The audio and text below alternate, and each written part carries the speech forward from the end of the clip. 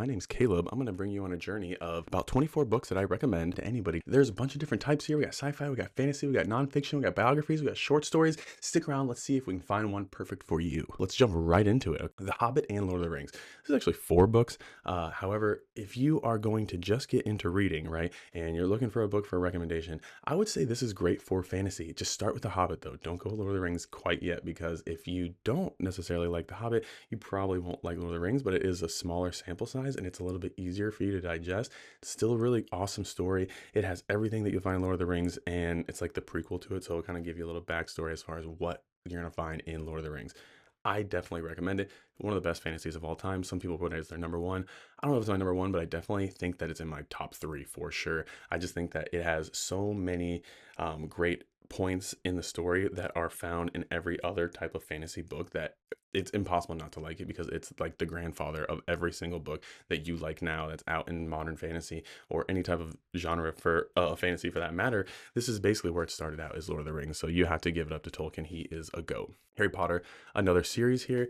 If you're a younger guy out here, or if you're a younger girl, go for Harry Potter. Or if you're an older person, you've never read Harry Potter. The only reason I've said the younger thing is because I assume if you're my age, you probably read it when you were younger. These are great books. Love them. World building's incredible. People don't want to read them because of the author, but sometimes I think you need to really separate the author from the art, or the artist from the art, depending on what you're talking about here. Because yes, maybe some people are weird in their personal life, but that doesn't really have anything to do with the fact that this story is fire. Maybe there isn't the best representation in certain cases, but the story itself is sick. And I think that if you like fantasy, if you like magic, if you like good versus evil, you're going to be happy. You're going to really find something worth your time in this story. It's not like anything else. Like Lord of the Rings is better than this for sure, but Lord of the Rings and this share the fact that they have such intricate world building. It feels like you're really there. We have Dune. One of them is the grandfather of fantasy. This is the grandfather of sci-fi, right? I mean, it's kind of almost an epic. It's like a sci-fantasy. What I'm getting at here is Dune is impeccable. It is a masterpiece. Frank Herbert did a really great job. I personally like Dune more than I like Lord of the Rings. I love Lord of the Rings. It's great. It's just that I think that some of Lord of the Rings can become clunky.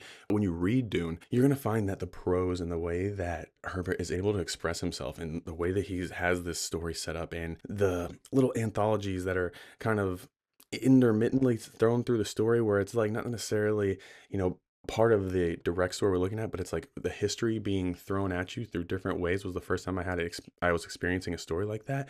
And it was something that was like awesome. I was like, wow, this is so deep. This is so rich. This is providing me so much. And I can tell that there's been so many different books that have been influenced by Dune, and you can tell that it really has resonated with not just one reader, but tons of readers. So if you haven't read Dune, please give that a shot. Which leads me into the 5th season. The 5th season is arguably my favorite book of all time. In the whole series itself is some of the best books I've ever read, ever. When I was talking about, okay, there's 3 points of a plot, right? There's going to be the conflict, the characters, and then the world building. This one has everything. It has all 3. And it is a female main character. Some people don't like the second person perspective when they're talking sometimes. All of that doesn't matter to me. I like that actually. It provided more depth. It provided more insight for me. And I thought that it was so great, so well done, the way that she was able to create a world that was broken, that was getting brought together. There was torment, there was triumph, there was people overcoming things that you think aren't overcomable. There are evil villains that are maybe not as evil as they seem. It's such a convoluted, such a great story. It has so much depth and so much to give, and I think it does not get enough credit. I think because it has kind of ugly cover art, people don't really care much about it, but it won the Hugo Award 3 years in a row. No one's ever done that. It's incredible. There's a reason why the story is so fire. I highly recommend it. If you haven't read it, please give it a chance. I am a 5th season fanboy. Got Project Hail Mary. That book is pretty good. I mean, it's not like amazing, but I still would recommend it, right? It's not like the highest rating I ever had. The book itself is great. I think Anywhere did a really good job in his ability to make it really almost like hard science fiction. I really did relate to the main character, even though he was kind of a dork.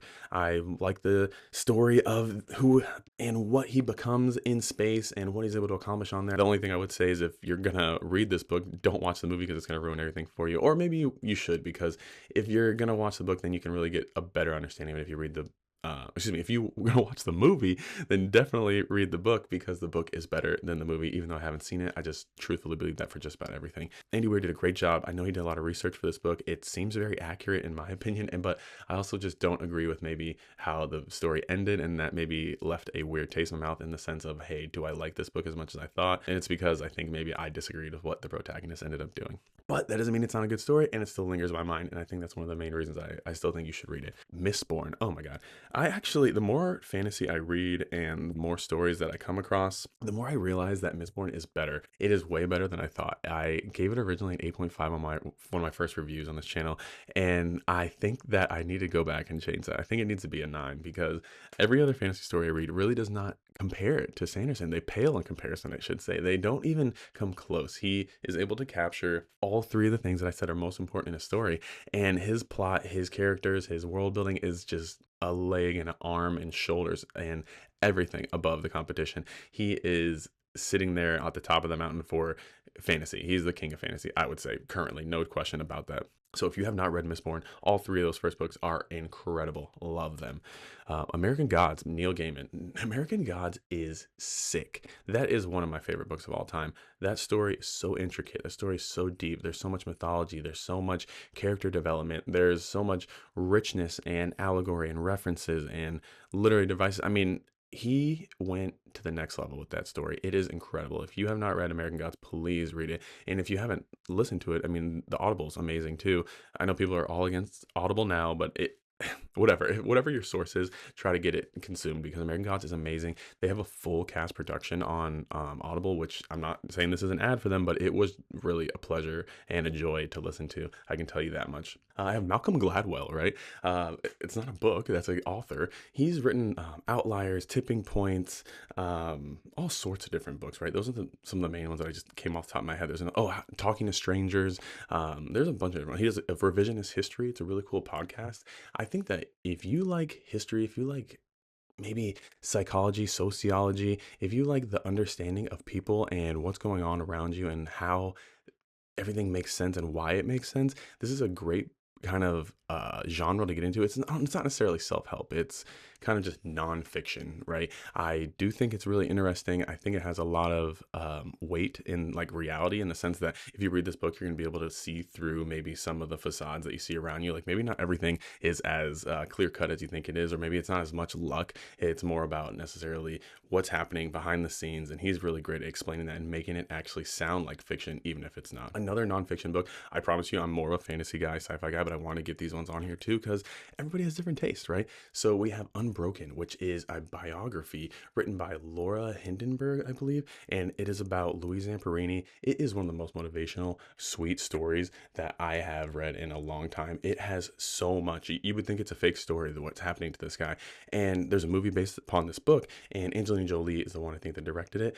The movie is so cool. I watched it after I read the book, and it did a pretty good job. It's one of those times where the movie actually did a decent job with the story. So I do recommend that if you like biographies, if you like war, if you like history, if you like stories of inspiration or overcoming adversity and seeing someone get triumph, this is a great story for you. Louise Zamperini is a legend, no doubt. Hitchhiker's Guide to the Galaxy, right? That is like a 5-book series. I've only read the first one. However, I think that first book is sick. It's a great sci-fi book. It's really funny. It's light. It's easy. It's not too long. And if you're into maybe, science fiction or even just laughs in general, or even just something that's maybe a little bit philosophical or has a little bit of maybe more depth than you would expect from maybe a joke-worthy sci-fi book, this is really a great place to start. And it's not super hard committing. Even if you don't read the rest of the series, you're not going to miss out on much. It's a complete story, even in that first story. We are on to Gone Girl. This is a reference from my wife. She likes these kind of thriller, creepy murder mystery type stories, and I gave this one a shot. My grandma and her actually really bonded on this.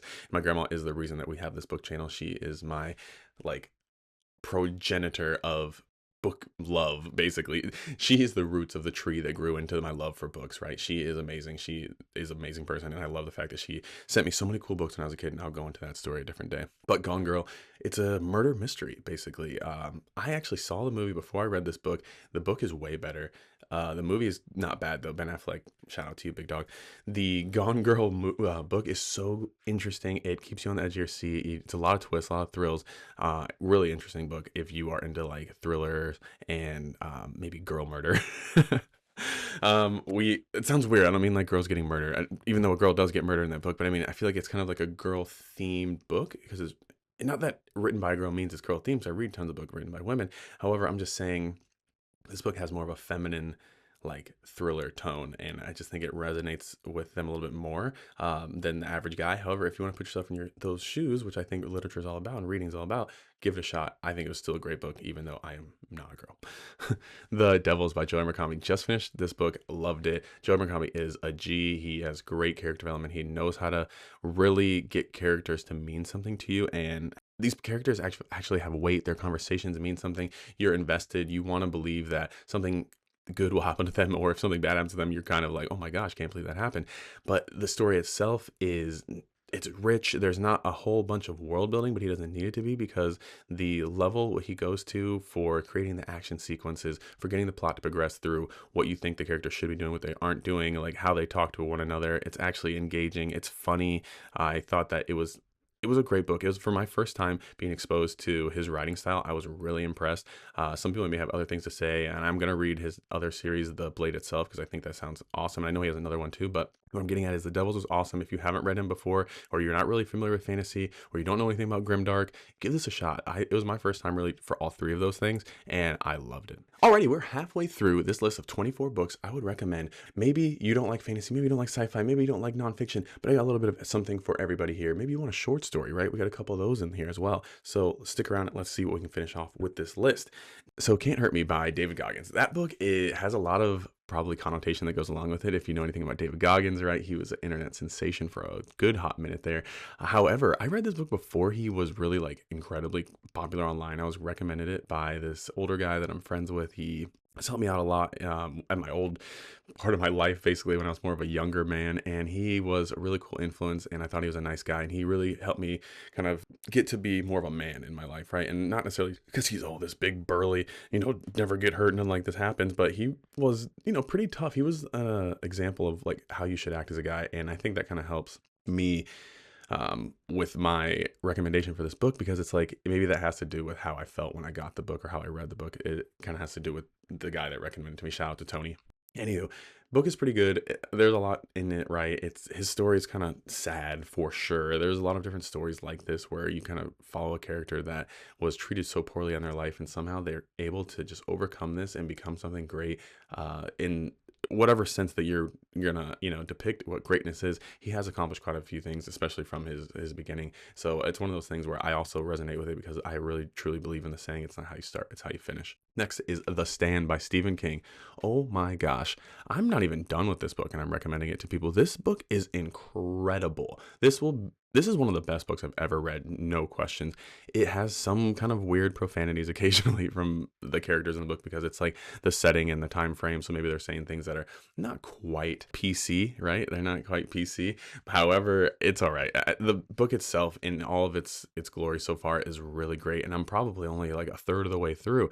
This is a 1,200-page book. This book is huge. And I am finding that it has so many cool references. It references Watership Down, which is a book that I want to read. That's on my TBR. It also references like Kurt Vonnegut's Slaughterhouse-Five, which I just read, which is on this list actually. And it doesn't necessarily reference it like directly, but it does make a lot of direct references to a lot of different novels. And he gives his flowers to people that he thinks really deserve it. And also the story itself is just very intricate, very detailed. There is some weird stuff that happens where it's like, does this have anything to do with the story? Like chapter 31, if you've read the book, 31 like makes no sense. You're like, what does this have to do with anything? But it's cool because he is a master. He's a technician with the words that you see on this page. And I've never read a Stephen King book. I've never read like a thriller type book like this one specifically. It's not really even a thriller. I wouldn't know what to classify this, to be honest with you. I thought it was going to be like a scary book. That's why I started reading it. The thing is though, it's basically a pandemic affects everybody so far in the book, and people get sick and the world has to deal with the repercussions of that. But so much that goes into it, and he goes so deep into the process. You can tell he really thought through like, if the world is going to get destroyed by a disease, what's going to happen? And it's kind of crazy because if anybody in the comments or anybody here has lived through a pandemic, let me know. I know we all have. So it's if you've also read this book and you saw any relevant or type of references that you thought, wow, that's kind of what happened to us, let me know, right? Because The Stand itself, that book is crazy. I think that anyone that hasn't read Stephen King or hasn't read The Stand, you should. I don't know why I waited this long to read it. And that's another book that I mentioned it to my grandma, and she told me that book is goated. So you know it's good. If grandma says it's good, it's good. We are on to basically anything by George Orwell, right? I love George Orwell. I think, Animal Farm, 1984, Down and Out in London and Paris. He has tons of books. We can list them off, but regardless, my man is a G. He is able to give you so much with so little, and he is just a master on the page. He is able to show you emotion. He's able to show you philosophy. He's able to show you politics. He's able to show you so much with so little, and he's not one of those people that's sitting there wasting their time trying to give you some, like, his books aren't 800 pages, aren't 1200 pages, and they stand the test of time. They are legendary. These books are not to be trifled with. If you haven't read George Orwell, you're doing yourself a disservice, and you're also going to be really awakening something inside yourself that's probably very anti-establishment and anti-corruption and anti-evil, because he is someone that was essentially just depicting what he thought the future would be like and what he saw corruption and politics leading to, and he was 100% right. We have Crime and Punishment. That book is amazing. It is super thick, but it is so good. If you want to know the psychology of somebody, if you want to be in somebody's brain, I've never been in somebody's brain like I was in Crime and Punishment. That book put you in the mind of the main character, Romanovsky or Romano. Raskolnovich, I can't remember, bro. They're all Russian, but it is such a great book, and it's basically the deterioration of the mental state of a man that has maybe or maybe not committed a crime, right? And you're trying to figure out what is going on through his mind. We've Brave New World. This is basically a stepping stone from George Orwell's 1984, or the other way around, depending on which way you look at it, because the author of Brave New World is Aldous Huxley, and he's the one that was a professor to George Orwell. So these two guys basically had a very similar mind meld. They had some synergy going on. What I'm getting at, though, is I almost feel like the world that we live in now is a depiction of George Orwell's 1984 and Brave New World, because we're sitting here in a place where we're not just being oppressed and watched all the time by Big Brother, but we're also being desensitized, or oversensitized, I should say, to the world, where you're getting so much all the time that you have no chance to even care that really you're being just used as a puppet. We'll get on to Fight Club. This book is awesome, and it's probably going to be like a red flag or something if you like this book, but this book is great, right? If you haven't read it, it's a short read. It's so fun. It's epic. It's violent. It's hardcore.